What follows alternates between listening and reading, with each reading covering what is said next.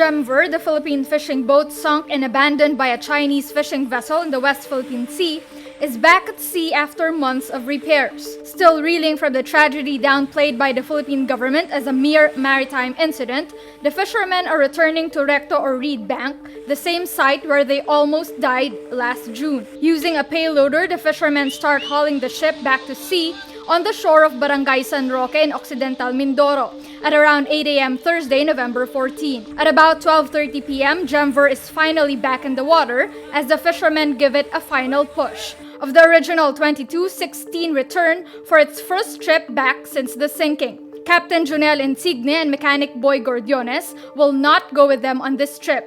Another fisherman who was not on that fateful June trip will take Insigne's place as captain. After 5 months without work, they say it was their only option. They hope to be back home from the Reed Bank by Christmas. President Rodrigo Duterte abolishes the Pasig River Rehabilitation Commission or PRRC days after he claimed there was no longer any need for it, saying the famous river was already clean. In Executive Order 93, Duterte orders the disestablishment of the PRRC established during the administration of former President Joseph Estrada. The Manila Bay Task Force will now take the lead in overall implementation of the Pasig River Rehabilitation Master Plan. Prior to Duterte's decision to abolish the PRRC, he fired its Executive Director Jose Goitia for allegedly spreading word that he would soon be appointed Customs Collector. Goitia denies this. Earlier in 2018, the PRRC accepted the first Asia River Prize Award handed by the International River Foundation. Rising tycoon Dennis Uy now owns almost half of the Malampaya gas field after buying the 45% stake of Chevrons Philippines. In a statement, Uy's Udena Corporation says its subsidiary, UC Malampaya Philippines, fully acquired the shares of Chevrons Malampaya LLC last October 25. The companies did not disclose the amount of the transaction.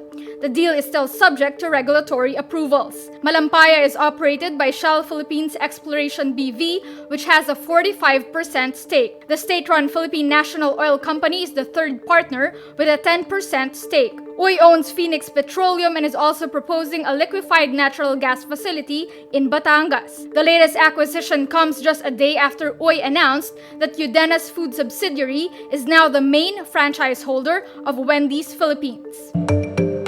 Two top U.S. diplomats deliver gripping testimony on Wednesday, November 13, during the impeachment inquiry on President Donald Trump. Diplomat William Taylor says Trump pressured Ukraine to investigate his rival Joe Biden. Trump is accused by Democrats of abusing his power by using U.S. military assistance and a possible White House meeting to pressure President Volodymyr Zelensky into opening a probe into Biden and his son Hunter. Taylor testifies that European Union Ambassador Gordon Sondland said Trump cared more about the probe into his rival than he did about Ukraine. Diplomat George Kent says Trump's lawyer Rudy Giuliani was, quote, looking to dig up political dirt against a potential rival in the next election cycle. If the House impeaches the president, it would then go for a trial in the Senate, where Republicans enjoy a 53-47 majority. Two presidents before Trump were impeached, Andrew Johnson in 1868 and Bill Clinton in 1998. Polls show a slim majority of Americans favor impeaching the president, but they also show that Trump's sizable voter base,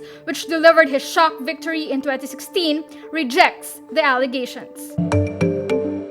New labels for fact-checked content on Facebook and Instagram are rolled out in the Philippines. False or partly false information in the form of photos and videos on the platform will now be partially covered and labeled with the appropriate rating. Users can also find out more about the false content by clicking on the See Why button featured on top of the photo or video. This will provide a link to their third-party fact-checkers explainer article. This feature is also available for false content shared on Instagram, including content on stories. It was first rolled out in the US in October ahead of other parts of the world. Even before the new label, distribution of content marked false or partly false by Facebook's third-party fact-checking partners are also reduced on the newsfeed.